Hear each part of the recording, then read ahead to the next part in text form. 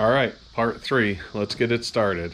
The end of part 2, I had talked about mounting the blower. Got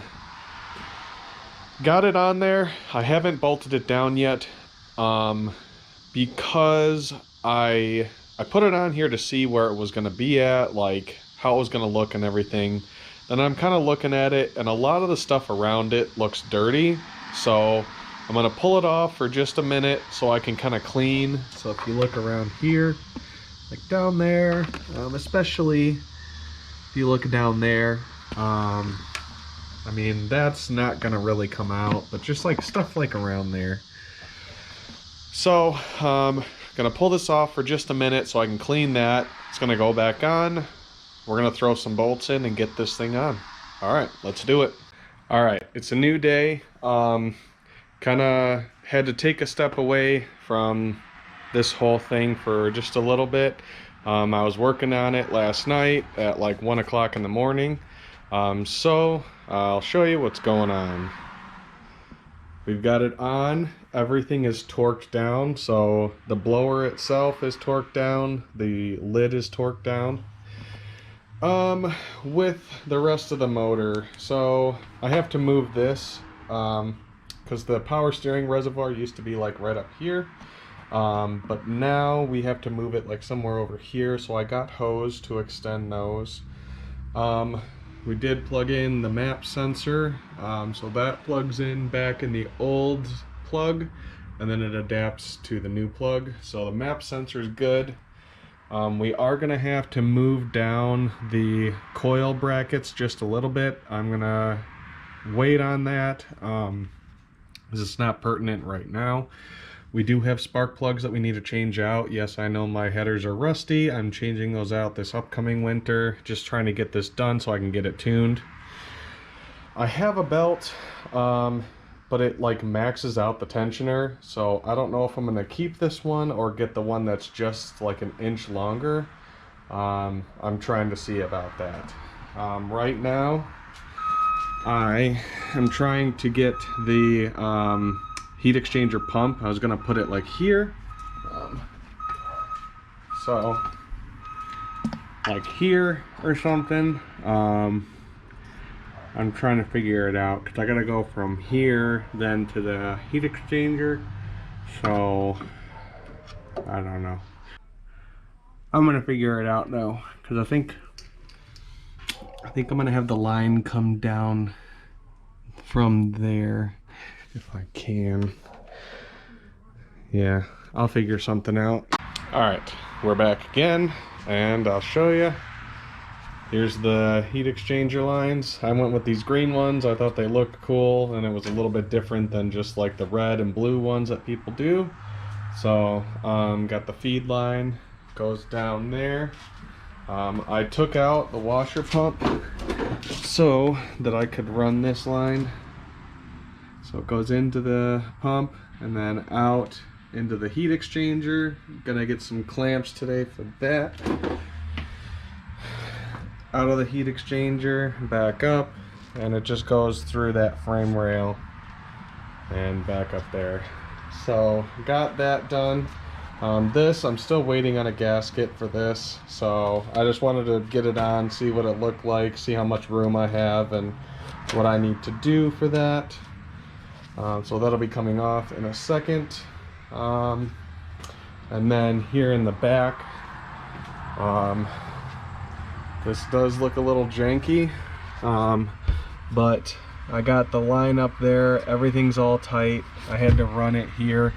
I kind of just had to cut in this top cover where I thought it was gonna go. But otherwise in the back here, I'm all done. Just need to throw that back on. And I am 100% done with the fuel system. Nothing else I need to touch, just adjust the regulator when we start it. So yeah, I'm gonna throw the trunk back together, and then I have some stuff that I'm gonna throw in here. So like right here, there's this vacuum thing. It needs to plug in right there. I do have more hose and like tees because I'm going to run a boost gauge off of that and then I believe I have to run a line for the reference on the actual fuel pressure regulator. So I'm just working little bit by little bit here, just knocking out what I can. This is where my ADHD goes wild, so I'll start on one thing and then end up on a different thing. So just kind of showing you as we go along, and yeah, let's keep trucking. All right, been kind of working here and there with some things. So I do have this. This is a vacuum line that goes here into the throttle body. So I got that done.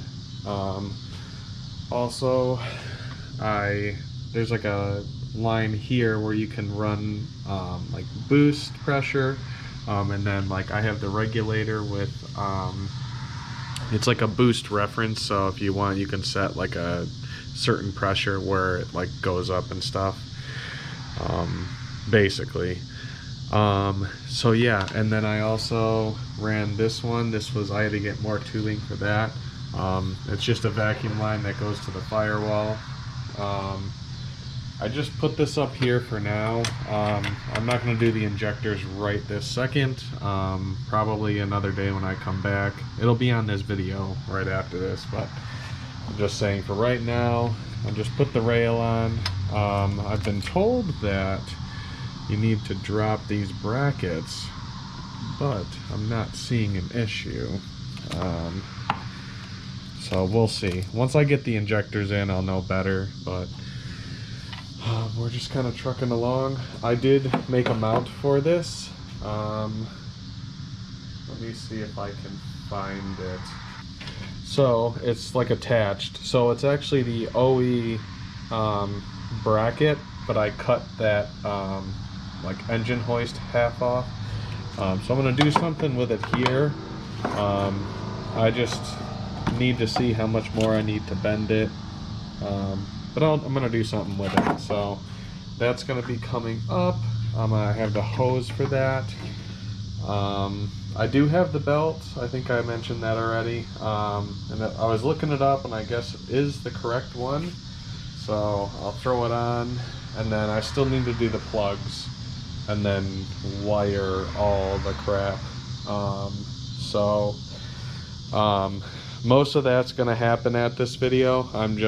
Right now I'm finishing today, and then once this cuts, it'll be the next time I work on it. So yeah, but we're almost there, just waiting on a few more things. All right, so it's not next day, but I am back to it a little bit. So let's go over what I have done in the last like couple days or whatever, and where we're at right now with the rest of everything going forward. So since last video, throttle body, I did get the sensors in. They're both brand new sensors. Got those plugged up. Next thing is this plug right here. It has an extension harness that goes into the intake air temp. That'll plug right in there. We have the map sensor. Map sensor is wired up, goes to the back right there where it plugs into the original harness. Also,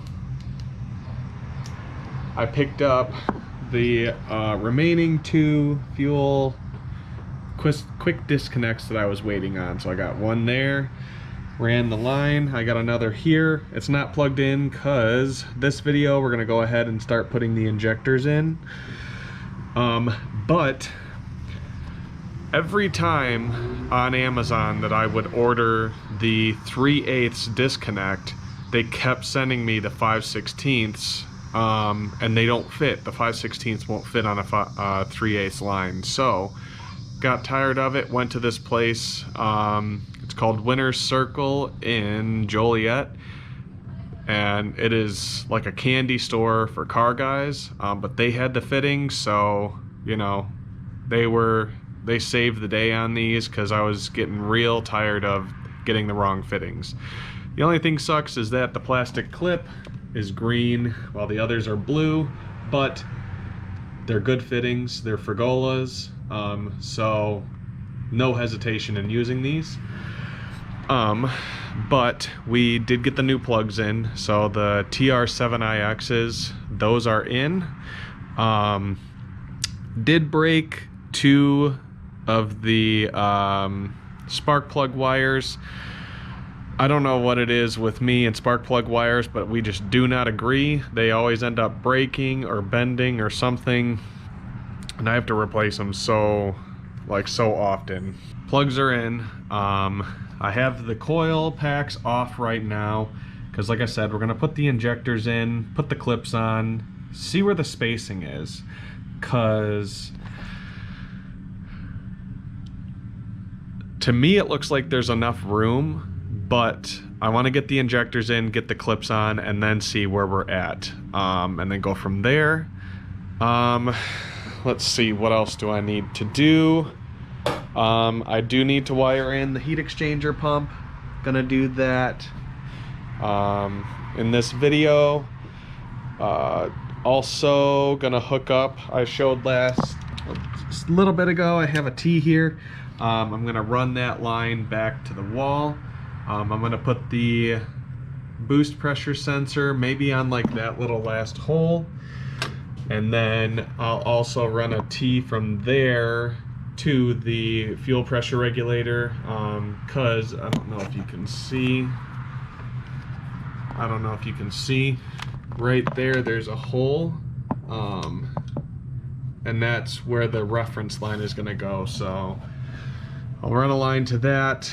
Some other things that we do need to hook up. We need to do the electrical for the flex fuel sensor. So we'll need to do positive, ground, and then we'll have to run the reference line to the ECU and pin the ECU so we can get that done, and then wire in the boost gauge. Not extremely worried about that. I just am not looking forward to doing it, so that'll be whenever I get around to it. Still need to do the hoses for this. I do have the hose. In fact, it's right there. So I have the hose for that. We're gonna do that. Probably not within this next few minutes. But I will do that. That's simple. And then I gotta mount that bracket. That's simple. We need to fill the heat exchanger unit with coolant. I have coolant right there. That's a concentrate, so that's really 2 gallons worth. And then I have some extra somewhere. I just need to find it. That's unnecessary. So yeah, I just need to find the other gallon. It's like 3/4 of a gallon. And if I need to go get more, it's not that expensive. So yeah, got a few things we're gonna work on. I'll probably set the camera down, record some of this stuff. It just depends on how much my battery wants to stay alive, and it's at 2%. So I'm gonna record what I can, but I do need to charge all my batteries. So let's get started. Okay, so my camera did die. While it was down, I did take care of a few things, so I'm gonna go over that. This may be the last video before the car is like fully done. There are a couple things that still need to be taken care of, touched up, what have you. I'm gonna go over those, and I'm also gonna talk about some other things that are related to this but not the car itself. So let's get started here. Belt needs to go on, but I don't want to put the belt on until we're ready to put coolant in it. I don't want to put coolant in it because the coolant tank is out. Reason being, that's the ECU, and this goes on top. I don't want to mess around with this when it's full of coolant and trying to mess with the ECU. So I'm gonna pull the ECU so I can pin it for the E85 sensor and get that wired up. Next thing, the gauge up there. It's my boost gauge. That needs to get wired up. We have wired up the heat exchanger pump. I can't show it to you right this second because we did get the front bumper back on. So if you want to see the heat exchanger from there, you can see the lines. I'm not sure how I feel about that at this moment, but there is coolant in the lines. I did bleed the system, so the heat exchanger coolant is done. I don't have to worry about the actual heat exchanger system anymore. That part is done. Fuel system is done. I'll show you. So obviously in this video I showed we ran the lines to the regulator, ran the regulator from the actual feed line, then out to the E85 sensor, then to the rail. Last time, as you can see, I did get the injectors in. Those are in. I put the coil packs on here. I don't see an issue, but clearance-wise on this side, with when you have, you've got this vacuum hose, you have this wire loom that's for the injectors and the coil packs, and you have this evap line and everything all together. It's just a jumbled mess. So I think I am gonna lower the coil packs, though it isn't technically necessary. So that is all done. So other than drilling the holes, ignition system is done, and then I need to get 2 more plug wires. I have 2 MSD wires, but I don't want to mix and match wires, so I don't know if I'm just going to buy a whole new set or what, because I don't think you can get just single plug wires. I do have the throttle cable ran partially. I need to get a bracket. Motion Raceworks has one, so I'm going to go ahead with that. I also got the block off plates from ICT, so there's one there, and then there's also one there. The reason why I put this one here, I'm probably just going to hook the evap up to possibly here. I just need to see about the hose itself, but I may just run it there because that's kind of where it went in on the old car. It clipped into the throttle body, and so I'm just trying to figure out and be done with that. And then next, I did find a spot for the boost sensor where it's kind of out of the way. So it is here, and I can, there we go. I do have a bolt, or not a bolt, a nut there, so I can tighten that down. So I'm thinking maybe leave that there, run the line from the T, and have another line that runs back for the fuel pressure regulator. I think that may work better instead of trying to figure out like where back there I want to mount it, because that nut is too big right back there, and then I don't really have another spot to mount it because those are too big for me to put it there as well. So I think I'm just going to keep it up here where it actually fits, and I'll just run the wires and be done with it. So all that's really left right now is just little tiny nitpicky things. Really all the major stuff is done, and I think, like I said, this will be the last video before it's fully done and tuned and everything. I did ask the tuner to do some videos and stuff, so I will have videos that I can upload when this is done, as well as like some driving videos and stuff like that. Oh, I did just think of another thing. I'm going to be buying the drop motor mounts. You can't really see them over here. I guess you can see the one there, but I'm going to do the drop motor mounts because I don't want to buy a VFN hood right now. I also don't want to cut a hole in the top of the hood so that this thing is sticking out. That to me seems tacky, and I didn't spend, you know, a lot of money on these nice fittings and keeping everything clean and looking nice for it to just be sticking out of the hood. So I will cut the underside frame of the old hood and then do the drop mounts, and then it'll fit. But otherwise, that's pretty much it. Next step will be taking it to the tuner, which is what we're going to talk about right now. Alright, so what I wanted to talk about doesn't involve the car itself. It kind of deals with the next step that we're taking. So what I wanted to bring up is when you're getting your car tuned, or you're going to take it to somebody to do that tuning, make sure that you really look into the shop that's doing it and who's actually tuning it. The last time it was tuned was for the heads and cam. At the time, everybody recommended this one place by me, and there was a few that recommended another place, but that one's long gone. So I took my car to one place.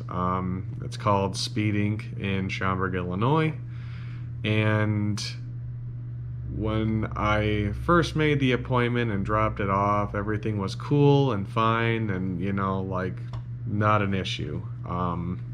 I did know that, you know, I was getting a trans built by FLT, and then I had the torque converter, so I knew it was going to take a little bit.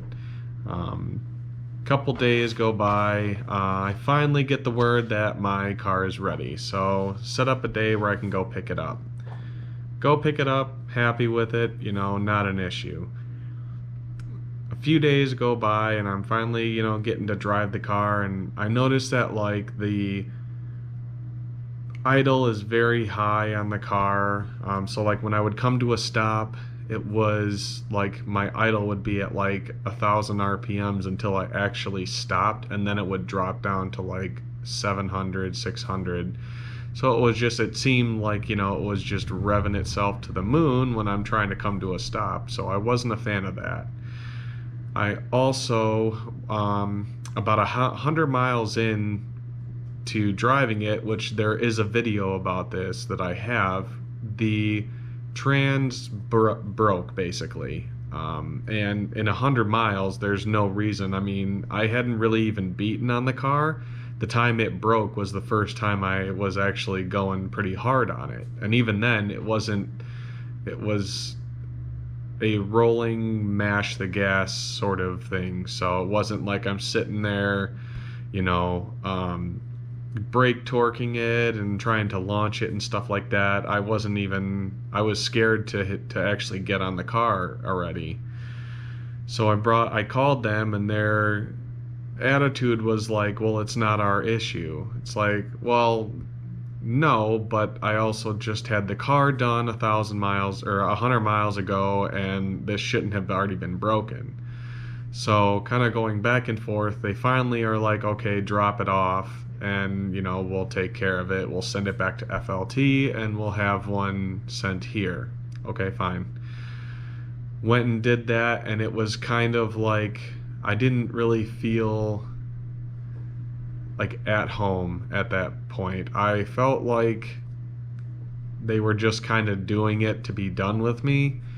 And in that time, I had also noticed that it was running decently rich. And, you know, I understand that when you're doing tuning, you want to go a little richer so that you keep the tune safe. That's fine. I'm okay with that. But the richness that the car had was excessive. And I drove the car, you know, I enjoyed my time with it and everything like that, but those were kind of some gripes that I had with it. And what really turned me off, there are two reasons as to why I am not going to be going back. So first reason being, I had taken the manifold off when I got the supercharger just to throw it on there, see what it looked like, get my little giddiness out before, I start building it and stuff like that. So I took the intake manifold off, put it back on, plugged everything in, and I went to drive it, and all of a sudden it's like still doing that like high idle stuff like that, and it was like worse now. So trying to figure it out, and it started doing this thing where like when I would come to a stop, then it would like really rev high, and I'm like, what is going on? Where I'd kick it down into neutral and stuff. And I came home and something told me to unplug I think it was the idle air control. Unplugged that, and all of a sudden all of my idle issues went away. So it wasn't idling super high when I'd come to a stop. It wasn't like idling high like it was previously. So that tells me that ever since I got it back, it had an issue with the idle air control. Now, if you're doing tuning, I believe that that's something that should come up as a possible issue. Nothing was said to me about it. Nothing was brought up that, hey, we're having issues with this, because they did bring up issues with the mass airflow sensor. And that was a brand new mass airflow sensor, so I don't know what the issue is or what the deal is. I don't know, but that's one of the reasons why I'm skeptical about them. The other reason is when it came time to start calling tuners to get this thing tuned now, I had a couple in mind, but there were two that I was really looking at. As much as I was unhappy with speeding, they are down the street from me. I can basically tow strap the car there and, have them tune it and everything like that. The issue was when I called them, first time I called, no pickup. Second time I called, no pickup. Third time I called, finally pick up, and I get put on hold. Okay. And this wasn't in succession. It was like I called them, then a few hours later tried calling again, and then a few hours later, on and on. So I'm asked about my fuel system. So I say, okay, I've got a Hellcat 525, 1000cc injectors, ran my own lines. It's a return system now. So like everything that I need to meet my goals. I've done my research. I know what I need, especially to run E85. So I explained that to the front desk guy, and his immediate response is, that's not enough fuel system, and you're going to need to upgrade that even more.